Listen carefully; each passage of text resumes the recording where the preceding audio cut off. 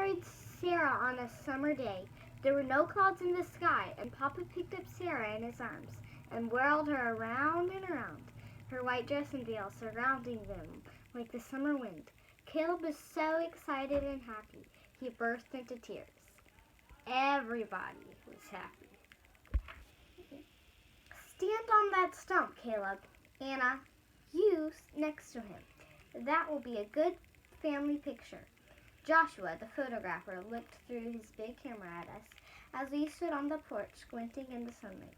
Caleb wore a white shirt, his hair combed slick to his head, Sarah in a white dress, Papa looking hot and uneasy in his suit. The lace at my neck itched in the summer heat. We had been still for so long that Caleb began to whistle softly, making Sarah smile.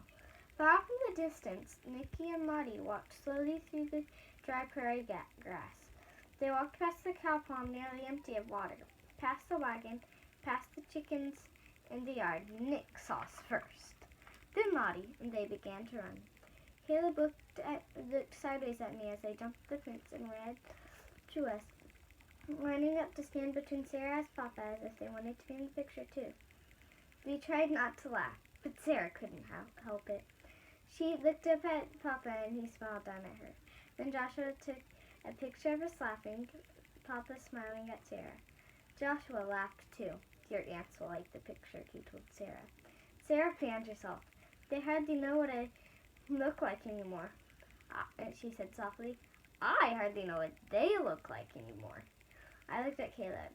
I knew Caleb didn't like to think about Sarah and her aunts and her brother and the sea she had left behind.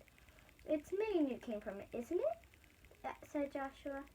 Yes, said Sarah. She lives here now, said Caleb loudly. Papa put his hand on Caleb's head. That she does, Joshua said, smiling. He turned and looked out over the cornfield, the plants so dry they rattled in the wind. I bet Maine is green, Joshua said in a low voice. He looked out over the land with a faraway look, as if he were somewhere else. We could sure use rain. I remember a long time ago. You remember it, Jacob. The water dried up, the fields so dry that the leaves fell like dress, and the winds came. My grandfather packed up his family and left. Did he come back? Asked Caleb. Joshua turned. No, he said. He never came back. Joshua packed up the last of his things and got up in his wagon. Papa looked at Sarah. It will rain, he said. We watched the wagon go off down the road. It will rain, Papa repeated softly. Will you worry if it doesn't rain? Asked Caleb. Yes, but we'll get along. We always get along. Imagine having to leave, said Sarah. Papa took off his jacket. We'd never leave, Sarah, he said. We were born here. Our names are written in this land. When Papa went inside, Caleb looked at me.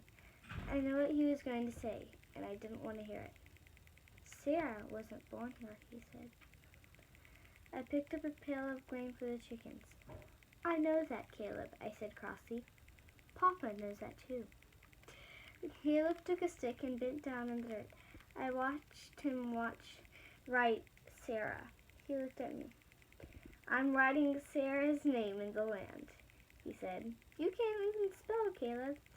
I said, you can't. I walked away. When I turned to look at Caleb, he was staring at me. I wanted to say I was sorry for being cross with him, but I didn't. Happily ever after, said Caleb when Papa married Sarah. Now we'll live happily ever after. That's what the stories say. Caleb said that all through the summer and the fall, when the prairie grasses turned yellow, and through the first winter, Sarah and Papa were married. He said it all winter long when the wind blew around the corners of the house, and I sat sick in the windows. He said that when he fell through the ice on the slough and had to sit in a tub of warm water, his teeth chattering. I like the sound of it, Caleb told me. Happily ever after. And that is the end of Chapter 1 of Skylark. And we'll see you next time to read Chapter 2. Thank you very much, Miss Hannah. You did a wonderful, wonderful job, and I'm so proud of you.